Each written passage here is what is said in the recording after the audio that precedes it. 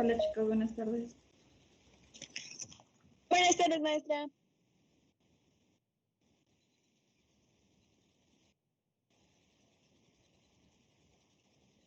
Buenas tardes. Hola. Hola, hola.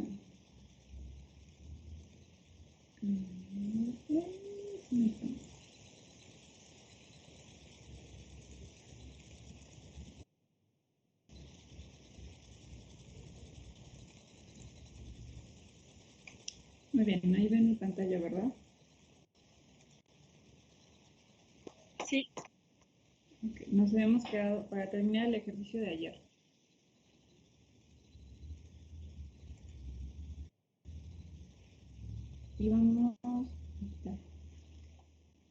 Estábamos en la parte donde íbamos a empezar a definir la ecuación para determinar la alimentación en el 80% de la distribución de nuestra muestra. Voy a regresar un poquito porque aquí ya le había trazado. Voy a empezar a grabar. Muy bien. El día de ayer les había dictado los siguientes datos de la granulometría en micras de 3.350 menos 3.350 a 1.680 y así sucesivamente. Estos eran los datos que se tenían de una prueba estándar que se hizo para 100 gramos, en los cuales en las diferentes cribas consideraron estos, cada uno de estos pesos en gramos, ¿no?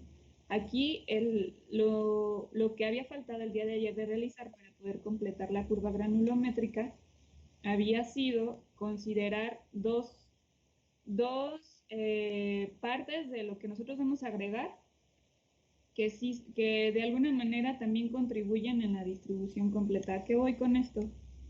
En el caso de, si recuerdan, hasta ayer el ejercicio lo teníamos desde aquí para abajo.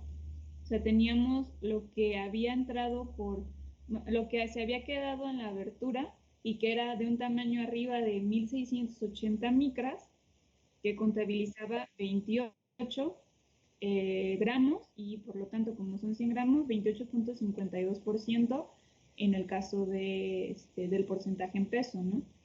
¿Cuál era una de las cosas son de las condiciones para poder trazar esta curva y determinar el punto en el 80, donde tenemos precisamente el tamaño que vamos a utilizar para nuestros ejercicios? Número 1, lo voy a poner aquí. El punto número 1, en el porcentaje de no retenido, o el que prácticamente el porcentaje que pasa de una u otra criba deberá empezar en 10. Perdón, en 100. Si recuerdan, ayer la tabla empezaba desde el 71.47. Consideraba que se habían quedado 28 gramos en la criba más gruesa, en lo de hasta arriba, y que 71% de la muestra sí se había ido a las, pues prácticamente a las medias subsecuentes, ¿no? Pero ¿cuál es el tema? Que si nosotros lo que queremos saber es el tamaño que está en el 80% de lo que nosotros agregamos, entonces para ello requerimos conocer de este porcentaje del no retenido en qué nos equivale el 80% en una abertura. ¿Hasta aquí alguna duda? ¿Me regreso más? Díganme.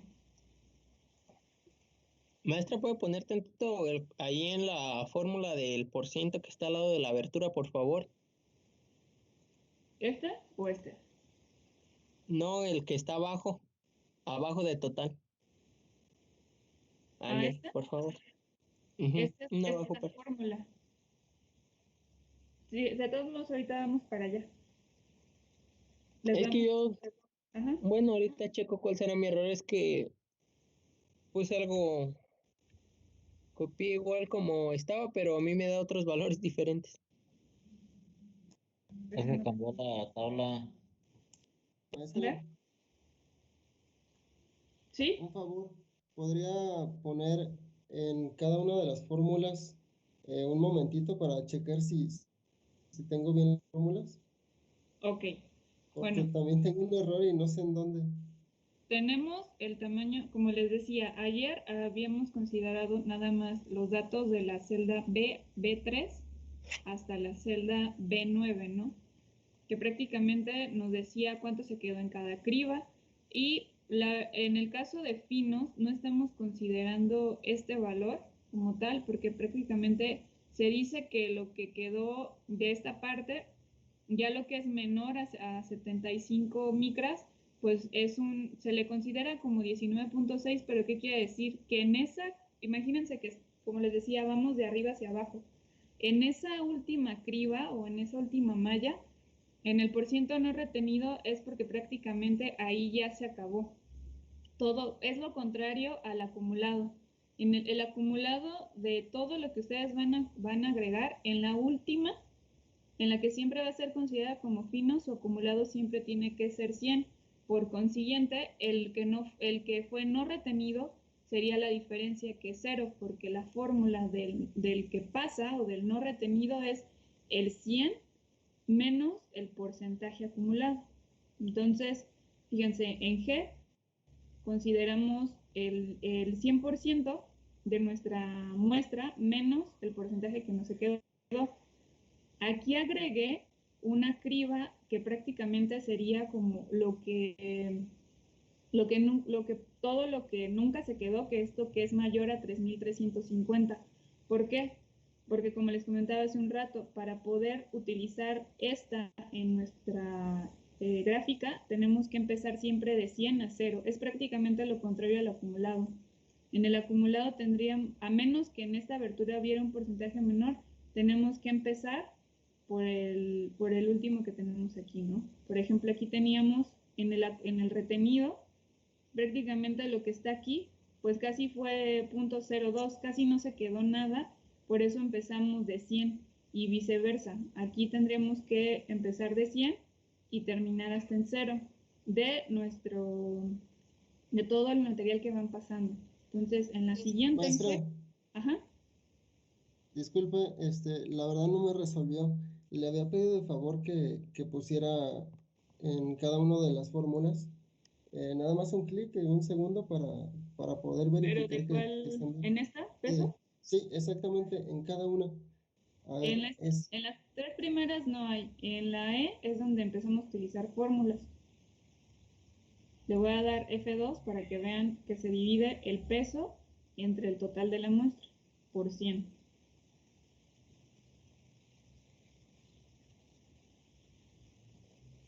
¿Listo?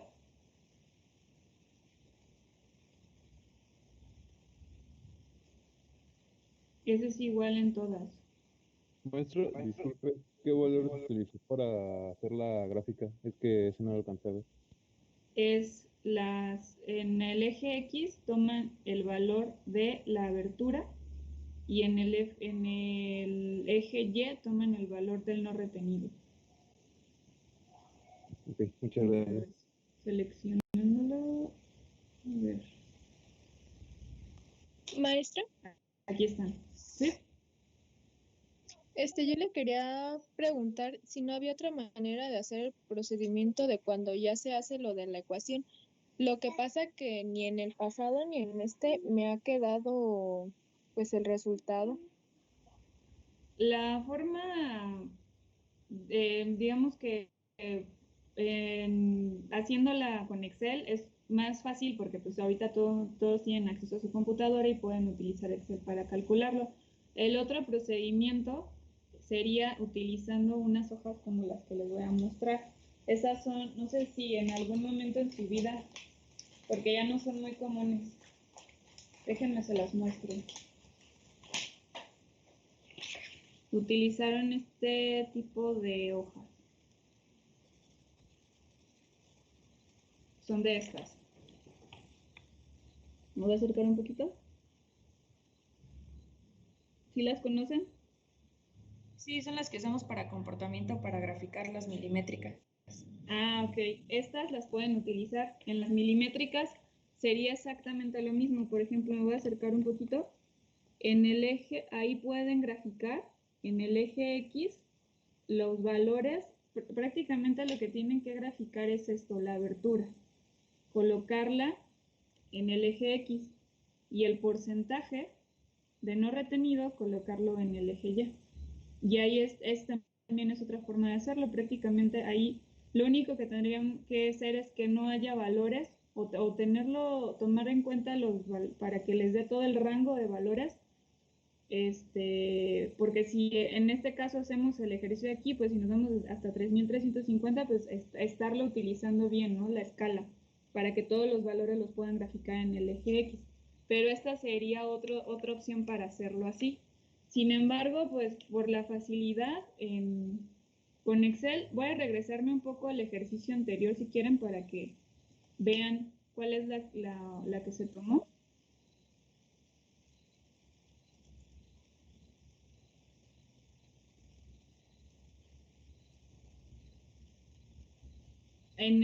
Como les comentaba, en el caso de lo que va en el eje X, estamos considerando el tamaño de abertura y tenemos que considerar también que el valor de la primera celda, bueno, más bien en la celda G, que es el no retenido, el primero sea, si no bien 100, lo más cercano a 100, y se vaya de 100 a 0. ¿Para qué? Porque así podemos asegurarnos que de aquí vamos a obtener ese valor del 80%. Aquí ya sabemos que ese 80% está entre 180 micras, o bueno, más bien 125 y 90 micras, considerando el tamaño de la abertura. Entonces, este es el valor que pondrían en el papel milimétrico para calcularlo. Aquí lo único que hicimos fue que consideramos la celda G y la celda C para armar la fórmula. Si ven, aquí voy a seleccionar los datos que utilizamos y aquí se ven, se toma todas las aberturas menos los finos, las aberturas desde la 250 hasta la 45 y se toma el porcentaje del no retenido. Si ven, es desde G8, bueno, en este caso G3 a G8, que es donde tenemos los datos del no retenido, y la celda C con el tamaño de abertura, hasta el 8, el de finos no. Entonces, esta es la fórmula que ustedes van a colocar, bueno, ahí depende de la celda que ustedes quieran, esta fórmula la colocan aquí, y eso es lo que van a cambiar. Dependiendo, no tienen que poner todos los valores. Aquí no está tan complicado porque nada más va de 250 hasta 45. De hecho, en la hoja milimétrica podrían hacerlo así. Pero ahorita, como en el segundo ejercicio estamos desde 3350, pues ahí sí está un poco más complicado hacer la escala para que quepan todos los datos en la hoja, ¿no? Y entonces aquí lo que pueden hacer es solamente considerar para calcular el valor lo más cercano, donde ya saben que está el intervalo en el cual está ese 80% del no retenido, que ya nada más consideramos desde 180 hasta 90. De hecho, aquí si queremos ser todavía más precisos, yo le puse cada 10 y me dio un 80.16 para un tamaño en micras de 110. Pero si a lo mejor no es 110 y es por las fracciones es a lo mejor todavía menor, se puede hacer un intervalo de cada 5 o de cada 1, o sea, aquí no hay problema. Si queremos, es más, lo voy a hacer así. Si queremos hacerlo para estar más cercanos todavía del resultado, y esa es una de las cosas que permite Excel, ¿no? Que puedan hacer infinidad de datos y incluso les permita dar el valor más preciso. Aquí me voy. Habíamos quedado que era como 100. Voy a dejar hasta... Aquí está.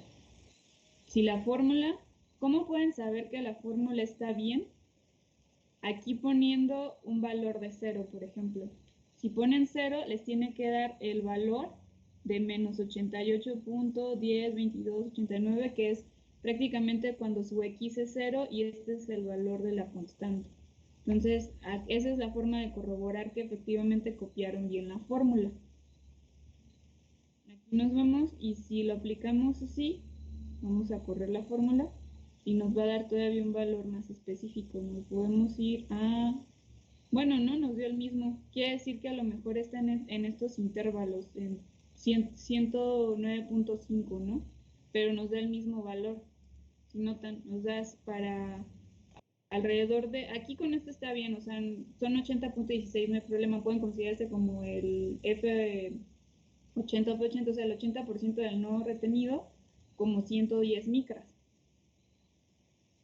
Pero están tomando las mismas celdas, ¿no? Incluso tomando las mismas celdas y los mismos datos, ¿no les da la misma ecuación? Sí, a mí sí me da lo mismo. La ecuación, sí. A lo mejor es el intervalo. La ecuación, sí, pero ya cuando en donde copia la ecuación y le da los valores del 180, así como ahorita lo hizo, es cuando ya no me queda. Ahí sí hay que checar que cuando copien la fórmula, pues poner todos los paréntesis necesarios. Si hay de más, pues mejor para que no vaya a poner después error. Y como nada más tiene hasta potencia 3, nada más le ponen que van a elevar el valor que ustedes vayan a dar de granulometría a la potencia 3, a la potencia 2, sin potencia nada más y el valor, ¿no? Y también la otra que les comentaba, tomen al menos 10 decimales para que sea todavía más preciso el valor que van a calcular. Al final así, cuando les toque hacerlo en planta, pues así es como van a tenerlo que realizar, porque les digo, pueden hacerlo para comparar en las hojas milimétricas, pero pues también estarlo dibujando y haciendo todo el trazado, pues es mucho más fácil si lo trasladamos al Excel, ¿no? Quizá en Excel ya salvan el mundo. No, pero sí es donde quiera lo van a utilizar, eso se los puedo asegurar. Entonces vamos a regresarnos al que estábamos haciendo el día de ayer. Como les comentaba, aquí para poder cumplir la condición de que empecemos desde 100 o al menos un número muy cercano al 100, agregué otra celda, aunque no estamos considerando que haya nada arriba de 3.350, lo consideré como 0 para que aquí empezara la distribución y entonces ya tener dos porcentajes entre los cuales puedo encontrar yo ese 80%, porque ayer empezábamos de 71 para abajo. Pero entonces tendríamos ahí que hacer una interpolación y ver cuánto nos daría, una regla de 3, pero ¿cuál es lo ideal aquí? Que tengamos 2 puntos entre los cuales se encuentre el 80 para poder considerarlos y así empezar a tomar los datos que vamos a graficar aquí. Entonces, aquí me faltaba nada más, esta fórmula ya la vimos, el acumulado habíamos quedado que era la celda, aquí pues como es 0, es 0, aquí era lo primero que se había quedado en la primera malla, en la siguiente era la primera malla más la segunda, y así sucesivamente, ¿no?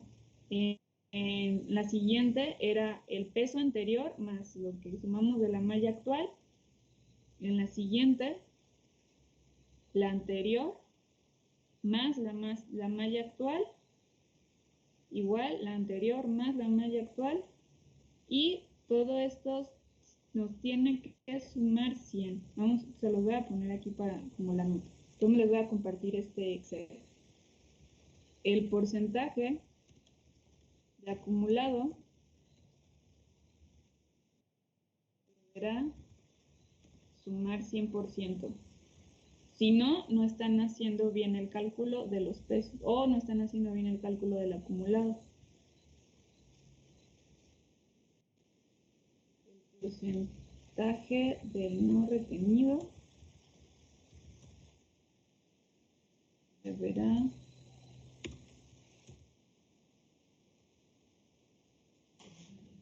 Ajá. sí. Entonces, cuando en el porcentaje no retenido, cuando nos dé un valor menor al 80%, tenemos que poner eso que tiene usted de 100%. Sí, porque tienen que empezar, si bien no del 100, lo más cercano al 100. Aunque aquí estemos considerando que no hay nada, o sea, prácticamente como no se quedó nada en esa malla, todo pasó, o sea, no, el porcentaje no retenido fue 100 porque todos los 100 gramos que pusimos pasaron a las siguientes mallas, eso al final lo considera como para que la gráfica pueda calcular los valores de abertura desde el 0% o en el caso lo que nosotros, bueno, más bien aquí consideramos desde el 19%. Recuérdense que los finos no los consideramos.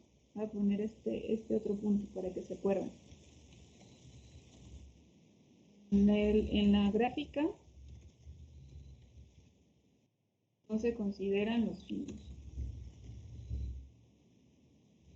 porque prácticamente ahí el porcentaje retenido es 0. Ya para cuando llegaron a este punto, todo lo que están en acumulado es digamos que lo que quedó hasta abajo, y eso no lo van a tomar en cuenta en la gráfica, porque también normalmente los finos pues no se vuelven a pasar otro proceso. Casi siempre los finos pues se reciclan para, no sé, para aplicaciones como de construcción. Entonces, en granulometría no nos interesan realmente.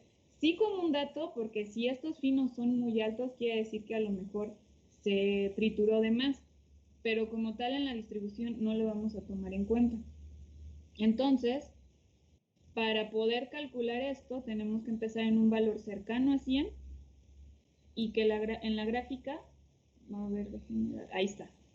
En la gráfica consideramos, aunque no tenemos nada en la abertura 3350, prácticamente se dice que ahí tenemos el 100% de nuestra muestra cuando la agregamos por primera vez. Y de ahí vamos a ir para cada uno de los puntos de cada una de las aberturas. Estos valores me dieron esta gráfica y estos fueron los que están alimentados en esta fórmula. ¿Lo voy a dejar ahí o ya lo anotaron? ¿Quieren que me quede ahí antes de pasar a los datos? ¿Les dio la misma ecuación? ¿O qué les faltó? Profa, Manda. ¿cómo hago para que mi gráfica quede idéntica a la suya? Porque no me salen los valores igual. No me sale la recta igual, quiero decir. ¿Cuáles estás tomando? ¿Son los Así mismos? como usted, ajá, exactamente los mismos. ¿Pero qué valores te da la ecuación? No sé cómo hacer que aparezca, no le voy a mentir. No, pero... ¿no sabes cómo aparezcan? Bueno, hay dos formas. Le pueden dar en el diseño y en el diseño rápido, y aquí pueden ponerla y ya les aparecen las dos. Y es exactamente lo mismo. ¿Cuál es lo que pasa aquí? Es que te la ajusta a la que Excel cree que es como que la que mejor va con tus datos, pero si notan, la línea de tendencia no se acerca mucho a los datos. Todavía hay chance como de ajustarla todavía más, y aquí es donde le tienen que dar clic derecho a la recta y le van a dar en agregar línea de tendencia para poder modificar el polinomio que se forma la ecuación. Aquí les dio una ecuación lineal, por eso nada más tiene la x, o sea, se parece a la de la pendiente, ¿no? Y su valor de b. Entonces se van a polinómica y aquí le van a modificar el grado. Conforme le suben el grado, deberá acercarse más a la curva que estamos viendo. Aquí tiene dos. Voy a quitar esto, porque como que está poniendo otra. Sí, de hecho ya está ahí. La voy a quitar también. Aquí está. Esta es la otra forma. Si le dan clic derecho directamente a la gráfica y le dan agregar línea de tendencia, también igual les va a dar la misma, les va a dar la lineal, pero pues esa no es la que se acerca y además no les da la fórmula. ¿Cuál es la ventaja de aquí? Es que les deja modificarlo de forma como a manita, ¿no? Y ustedes ya van viendo si se asemeja o no. Entonces, habíamos quedado que aquí, ¿cuál es el objetivo? Que la punteada esté lo más cercano a la línea original, porque quiere decir que así su ecuación va a ser lo más cercana a lo que estamos nosotros calculando, ¿no? Aquí está. Entonces, si nos vamos a polinómica, en el grado 3, si notan casi se une una, se hace una, ¿no? Las dos. Si nos vamos al 4 ya empieza a cambiar y empieza a tomar otros datos. Esto les sirve mucho para cuando son gráficas con otro comportamiento, ¿no? Pero como esta está un poquito, esta facilita, la vamos a dejar en 3. Y aquí para que aparezca la ecuación le vamos a dar clic en presentar valor de R y ecuación del gráfico. Pero les decía que hay que tomar al menos mínimo 10 decimales. Entonces cuando estemos en la fórmula le vamos a dar clic a formato de etiqueta de línea de tendencia y le vamos a cambiar a número y le vamos a poner 10 decimales. Y esta es la fórmula que vamos a copiar acá. De hecho, debe ser la misma. 17, 19, 33, 57. Es la misma. Esta la seleccionan. Van a copiar acá. No se copia igual. Si yo la copio así, pues se va a poner con X por 2. Entonces hay que ponerle sus paréntesis, multiplicar por el valor de la abertura, cambiar mi teclado. 3. ¿Hasta aquí alguna otra duda, chicos?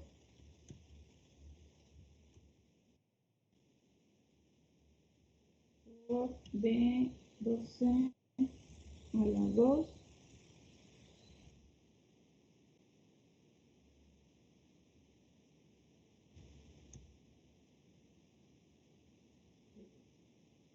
Listo, ya les supone que aquí para esta abertura, sí, es exactamente la misma. Dependiendo de qué tanto se acerque si ven aquí, el valor que a mí me resultó fue 2150 del tamaño de abertura. Si lo queremos hacer de forma gráfica, pues está en chino, porque además, acuérdense que la granulometría, vamos a poner quinto punto, el eje X se configura en escala logarítmica. Si quieren utilizar las hojas milimétricas, pues ahí pueden no hacerlo así, pero necesitan estar, como les decía, en un rango que les permita, ¿no? Aquí, como ya lo pasamos a milimétrico, pues si decimos vamos a buscar dónde está nuestro 80, pues aquí ya está canijo, porque está entre 1000 y 10.000, ¿no? O sea, ¿cuál es el valor? Pues nada más está así, y es muy vago decir que está en este valor, pero con la ecuación nos permite dar un valor lo más cercano al 80%, o incluso si le bajamos aquí el rango, como les decía, y lo hacemos cada 25 o cada 10, podemos, no, aquí lo estoy haciendo cada 100 micras, porque la abertura es muy grande. Bueno, la diferencia de una entre otra, ¿no? Pero entre más chicos sean los intervalos de que van a utilizar aquí, pues más se acercan a este 80%. ¿Hasta aquí alguna otra duda?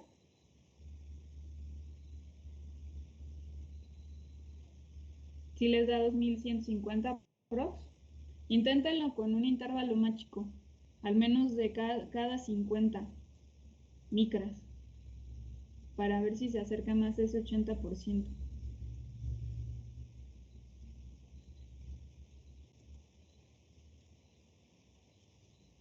¿Sí?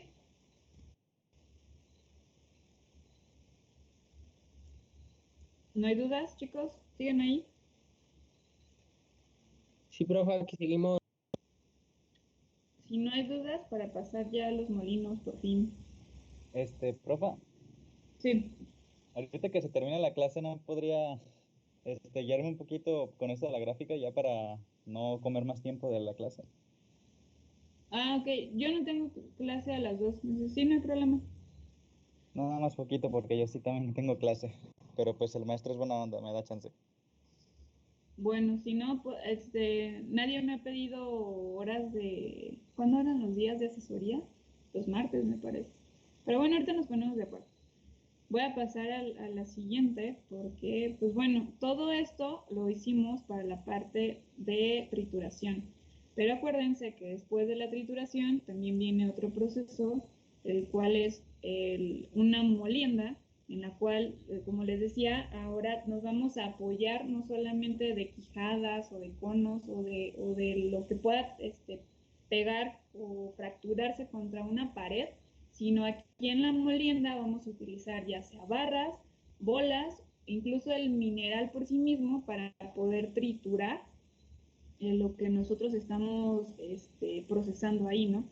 Aquí sí hay muchas diferencias en cuanto, ustedes ya lo van a ir viendo conforme vayan armando el cuadro de los diferentes tipos de trituradoras y molinos, pero en la molienda es donde más diferencia hay entre si se utilizan molinos de bolas o molinos de barras autógenos para los diferentes materiales. Si bien en la trituración tomamos en cuenta si el material también como, si recuerdan, el índice de trabajo es característico de cada una de las menas, o sea, hay materiales que pueden estar en rangos similares, pero al final es un dato que es propio dependiendo si el mineral es muy duro o es muy dúctil. En la molienda todavía toma más en cuenta ese dato porque al final es una propiedad que va a estar afectando qué tan fácil va a ser molerlo, ¿no? Y sobre todo porque aquí ya estamos hablando de reducciones mucho mayores, ¿no? Estamos, aquí no me deja, permítanme, porque se ve, no se alcanza a ver, pero sí se ve la parte hasta aquí abajo donde dice reducción de tamaño. ¿O se ve mi barra de herramientas? No, se ve su barra, maestra. ¿Sí, verdad? Déjenme quitarlo, a ver si me lo permite. Aquí está. En la reducción de tamaño hablamos de que lo que viene de trituración este es un valor en particular de la molienda, no es solamente ya sea molienda de bolas o de barras autógenas. Estamos hablando de que en promedio, digamos que en la molienda empiezan con granulometrías de 5 a 250 milímetros y terminan en de 10 a 30 micras. Ya estamos hablando de un material muy fino que es el que se va a alimentar posteriormente a flotación, a lixiviación, a separación magnética y un montón de procesos que vamos a ver más adelante. Pero ¿qué es lo que ocurre prácticamente en la molienda? Pues el mecanismo que utilizamos para moler, que prácticamente lo tenemos dentro de nuestro molino, se ayuda con el movimiento que se le da al mismo. En las trituradoras no hablamos, por ejemplo, de velocidades, hablábamos más de cuánto medía la partícula, el ART, pero no considerábamos, e incluso la energía, ¿no? Para operar como tal el equipo, pero no hablábamos de a lo mejor ahí la velocidad a la cual tendría que girar, porque los molinos siempre giran. ¿Por qué? Porque este movimiento de giro es el que ayuda a generar una fuerza suficiente para que puedan tener oportunidad las partículas de chocar con el medio de molienda que estamos utilizando, ¿no? Entonces vamos a tener siempre tanto nuestra carga de cuerpo de trituración, es decir, lo que viene del proceso anterior, y vamos a cargar el medio de molienda, que son las bolas, las barras o el mismo material. Siempre, siempre, siempre vamos a pasar de trituración a molienda. Nunca va a ser una situación diferente, ¿no? Porque tiene que tener también un tamaño característico para poderlo moler en cualquiera de los molinos que están disponibles, ¿no? Sin embargo, sí podemos tener los dos casos contrarios, que tengamos un grado de liberación bajo, es decir, que a pesar de que el material se muele y se muela, no se logre un tamaño necesario para los procesos posteriores, o todo lo contrario, que la velocidad a la cual opera el molino sea tan alta que entonces ahora crean lo que les decía hace un rato, ahora hay muchísimos finos dando vuelta dentro de ese molino. Ahora sí que aquí no es ni muy, muy, ni tan, ¿no? O sea, si no tienen el tamaño como para poderlo pasar a otros procesos, van a necesitar volver a molerlo, volver a pasarlo y hacer como un reproceso, ¿no? Pero si también le hacen bastante, llegan a una sobremolienda, tienen una cantidad de finos, pues ese material ahí sí está todavía un poco más complicado porque ese ya no se puede utilizar ni siquiera para los procesos posteriores. Si la molienda es gruesa, pues se regresan, pero muy, muy finito, pues prácticamente hablando ya de finos, el tema ahí es que van a tener problemas para separarlos posteriormente. Cualquier cosa que vaya a hacer, ya sea que pasen un imán encima o que utilicen flotación, también si son partículas muy pequeñas, el proceso no se lleva de forma adecuada. Por eso, para la molienda, volvemos a hablar del área superficial, ¿no?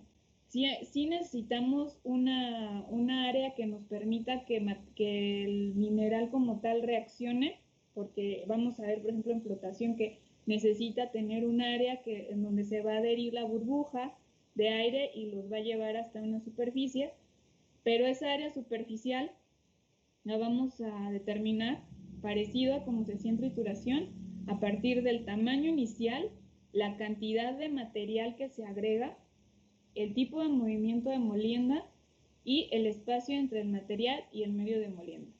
El tamaño inicial está fácil. O sea, ¿qué quiere decir? Que si agregamos material muy grueso, pues quiere decir que el área superficial no va a ser la suficiente para que ocurran todos los mecanismos de trituración y molienda y que podamos tener, digamos que mucho más pequeño, no fino, más pequeño el material. Pero ¿cómo creen que afecta la cantidad de material que se agregue a un molino? ¿Qué pasaría si el material que agregaron fuera, no sé, un porcentaje? Ahorita vamos a ver qué porcentaje se maneja, pero imagínense que dijeran, ¿no sabes qué? Hay que moler un montón, llena ese molino. ¿Cómo le harían? ¿Qué pasa cuando cargan bastante su licuadora para hacerse un smoothie o algo así? ¿Sí se muele bien? No. No. No, hasta se derrama, en el peor de los casos. ¿O qué pasa? Tardan más, ¿no? Tiempo. Acuérdense que hablamos en todos los procesos, siempre una de las cosas va a ser el tiempo.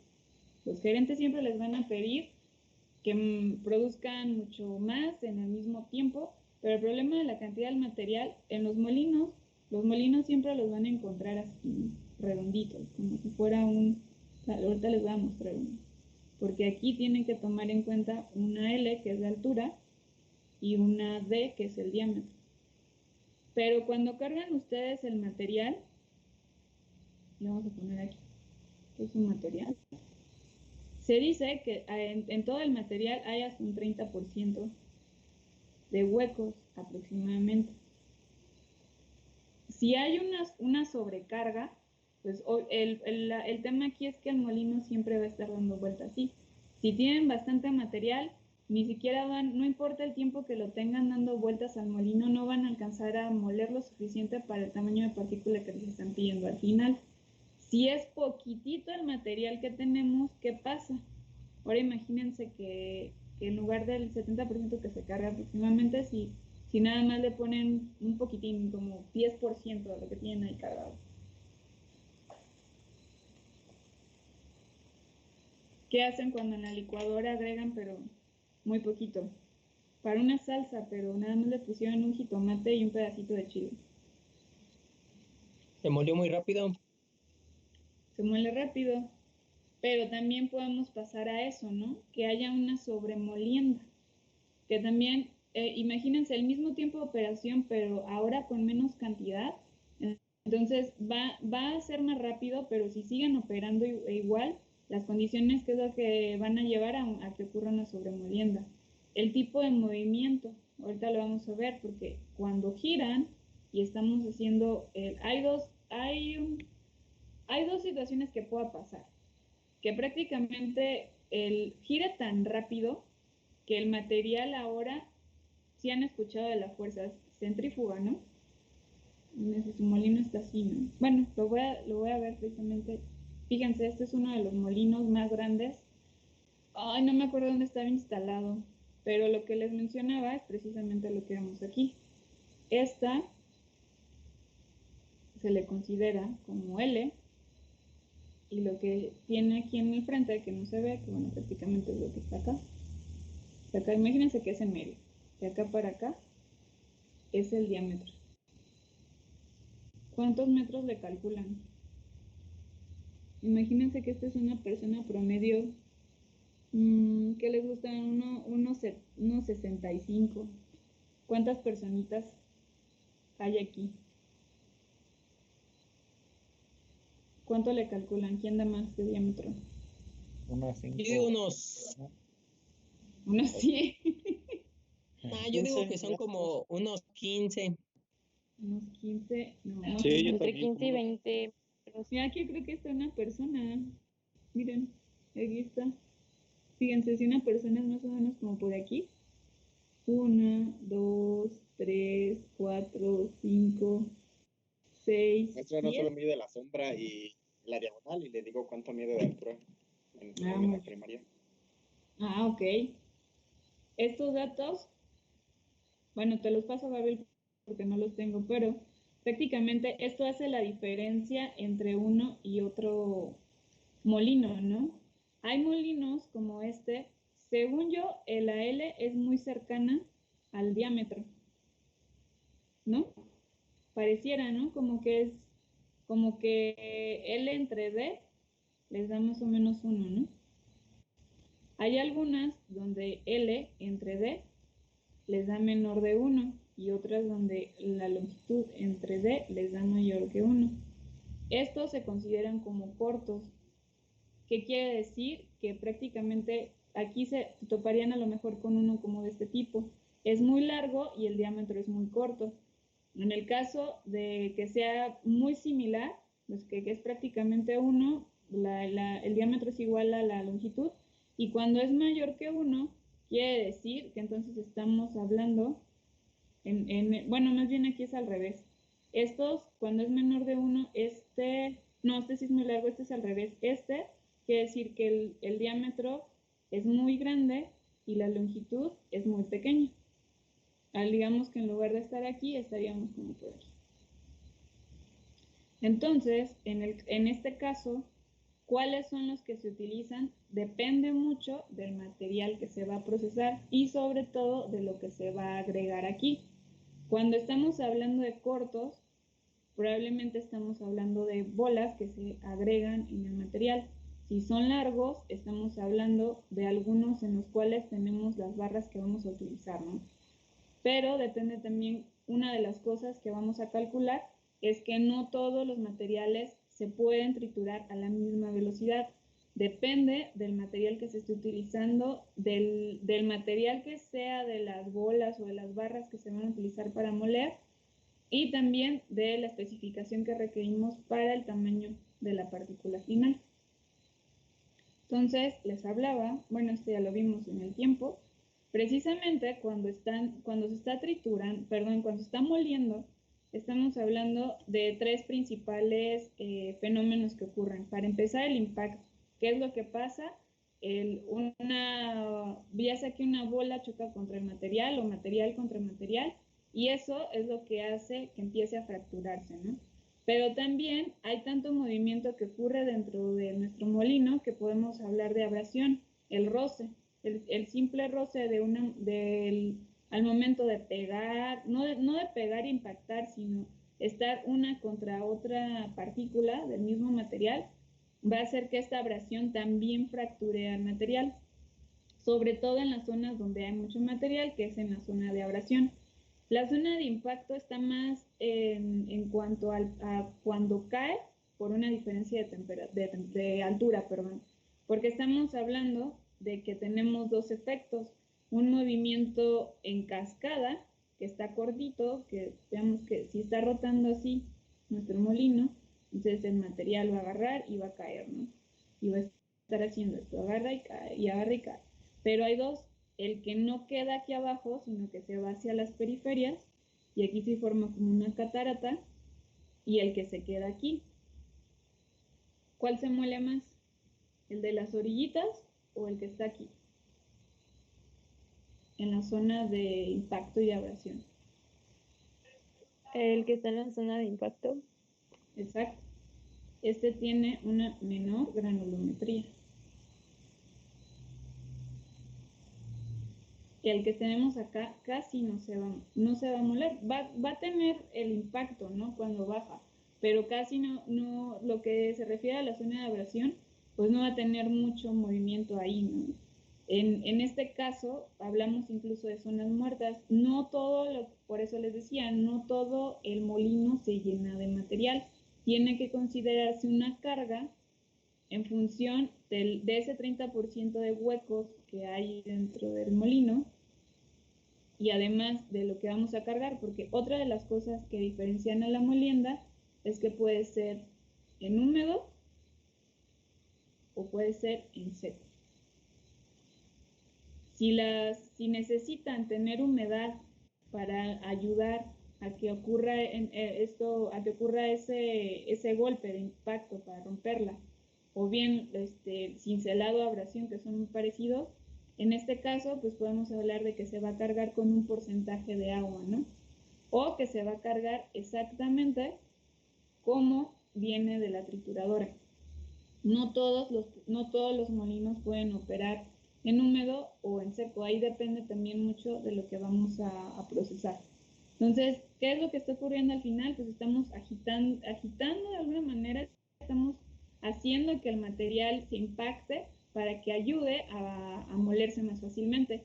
Como los molinos tienen que girar todo el tiempo para poder hacer estos efectos y fracturar el material, por eso hay molinos autógenos en los cuales si no tienen aquí dentro, porque de hecho si ven aquí, todavía no tenemos el efecto de las bolas que pueden estar aquí en el centro, ¿no? Impactando, o los rodillos. Aquí nada más estamos hablando material con material que estamos agitando y que estamos haciendo que se fracture. Pero si estamos hablando de molinos autógenos, que son los que no utilizan bolas o no utilizan barras, entonces esta velocidad tendrá que ser mayor para poder llegar a una fuerza suficiente, no centrífuga, porque como les decía, si es centrífuga prácticamente gira tan rápido que el material se pega aquí y no hace que ocurra esto, ¿no? No llega a que formen cascadas o que formen cataratas para poderlo moler, bueno, porque prácticamente aquí nada más fracturamos y molemos. Pero lo que puede ocurrir en dado caso es que tenemos que aumentar la velocidad y lograr lo que no hacemos a través de las bolas o las barras. Y esas son de las principales diferencias entre los tres tipos de molinos.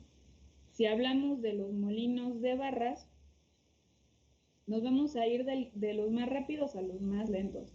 Primero están barras, bolas, y luego nos vamos a ir a los autógenos. Autógenos o semi-autógenos. Maestra, Mande. disculpe que la interrumpa, pero ¿me podría explicar lo del cincelado? Ajá, por favor. Es que si no me quedó claro. El cincelado es parecido a lo que ocurre con la abrasión. Aquí lo que toma en cuenta es que se forma como una especie de ángulo. Abrasión prácticamente es choque de partícula contra partícula, pero como está ocurriendo el movimiento, hay algunas partículas en donde se forma un ángulo. Entre mayor sea el ángulo, prácticamente es como si estuvieras desbastando el material. No sé si ustedes tomaron algún curso de los que dan en primer semestre, Introducción a la Ciencia e Ingeniería de los Materiales.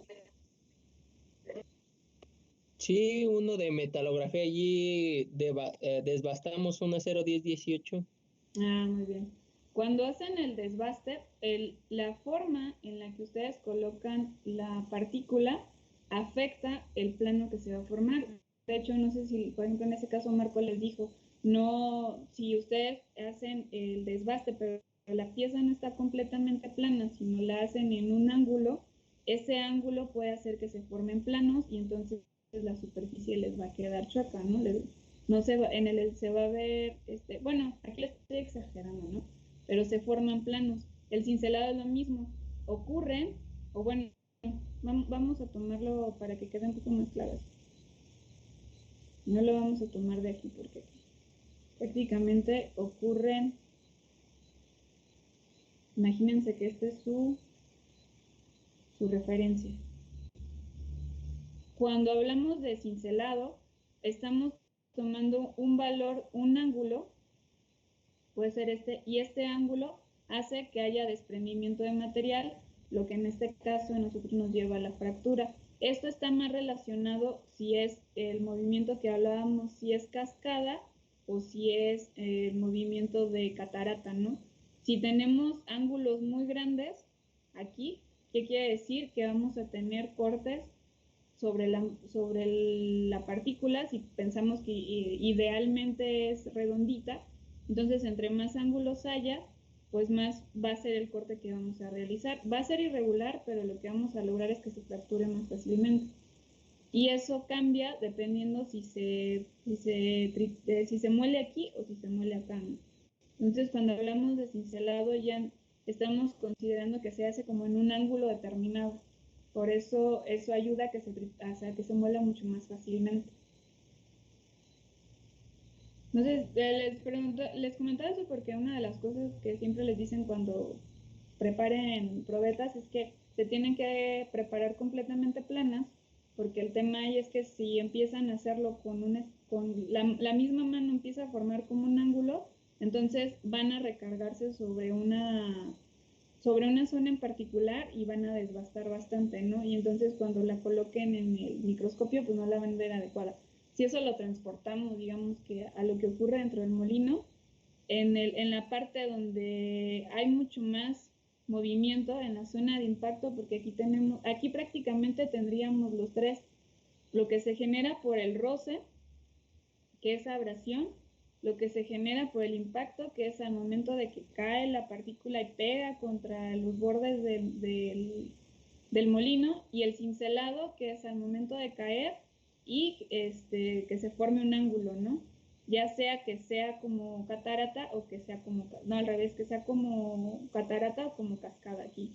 Entonces, una partícula que pueda tener estos tres están dentro de esta zona, ¿no? Y aquí es donde sabemos si se estructura más o se estructura menos. ¿Sí quedó claro o te confundí más? Sí, quedó, maestra, gracias. No, de nada. Y déjenme ver cuánto más nos falta, si no para seguirle mañana. Sí, bueno, ¿qué tanto se tiene que el molino girar? La velocidad crítica a la cual va a operar varía en función no es lo mismo la velocidad crítica a la velocidad de trabajo. Esta es la velocidad de trabajo. No operan a la velocidad crítica. ¿A qué voy con esto? Esto que vamos a calcular el día de mañana para un molino en particular es siempre función ya sea del radio o puede ser, ya sea del diámetro o puede ser función del radio. ¿Qué quiere decir? Que para poder calcular a la velocidad a la que va a estar girando en el caso de los molinos de bolas, necesitamos conocer qué tan grande es ese molino para saber entonces a la velocidad a la cual va a estar girando. Cuando opera, no va a estar a toda la capacidad, va a operar a 0.75 de esa velocidad crítica, para el caso de los molinos en los cuales tenemos bolas. ¿Por qué? Porque precisamente les comentaba hace un momento, en barras no nos vamos a ir al tope de velocidad. ¿Cuáles son los que van más rápido normalmente? Los autógenos. Esos pueden operar hasta el 85% de su velocidad crítica. Van a ser los que van a girar mucho más rápido. El de barras, entre 50 y 65% de la velocidad crítica. Y el de bolas, entre 70 y 80% de la velocidad crítica. Entonces, a medida que tengamos elementos más pequeños para poder hacer la molienda dentro del molino, vamos a tener que girar más rápido. Las barras son muchísimo más grandes que las bolas y así viceversa. Los molinos autógenos que operan con el material pues tienen un tamaño de partícula todavía menor. Entonces, las barras operan a menor velocidad en comparación con bolas y con autógenos. Y aquí les voy a dejar, chicos, para su siguiente clase. Nos vemos mañana a las 11, después del círculo de estudios. Ahorita les voy a mandar, bueno, no, entren a la clase de esta hora para la clase de mañana. Aquí nos vemos para no hacer otra reunión. Ahora pues, maestra, está bien. Yo le quería comentar algo. Ayer subió algo que teníamos que entrar a una reunión que es de las 6 a las 7 de la tarde, a las 7:20 de la tarde, que No, es el día viernes. jueves. Es el viernes. A ver. Déjenme checarlo. Bueno, sí, pero dime. Es que le quería comentar que yo el jueves y el viernes tengo evaluación de inglés No, por eso les y lo comenté tomo de 5 a 7, que es entonces no sé si opcional. habría problema. Miren, es opcional y hay varias. Hay algunas que son los días sábados. Entonces, si no pueden entrar a esa, pueden entrar a alguna otra. La mayoría son de temas que vamos a ver. Entonces, si no pueden entrar a esas dos en particular, les voy a pasar las otras que pueden entrar ya sea el viernes por la tarde o el sábado. Y pues todas esas son puntos extras para la evaluación de la unidad 2. Por eso no son obligatorias, pero pues sí les pueden ayudar con unos puntos. No las encuentro, pero les paso las otras a las cuales van con el perfil de lo que nosotros vamos a estar, los temas que estamos viendo para que mejor entren a esas, ¿no? Para que le den prioridad. Pero sí son opcionales, Jesús. Si no puedes entrar a esa, pues ahorita les paso otras opciones. Ok, maestra, gracias. Era la de propiedades de los explosivos, ¿verdad? Es el viernes. Es el viernes de 6 a 7:30. Y si no, hay algunas muy buenas el día sábado, entonces ahorita se las pongo para que también las consideren. Bueno, chicos, nos vemos mañana a las 11. Cuídense mucho. Chale, profe, gracias, nos vemos. Mañana. Gracias, maestra. Mañana.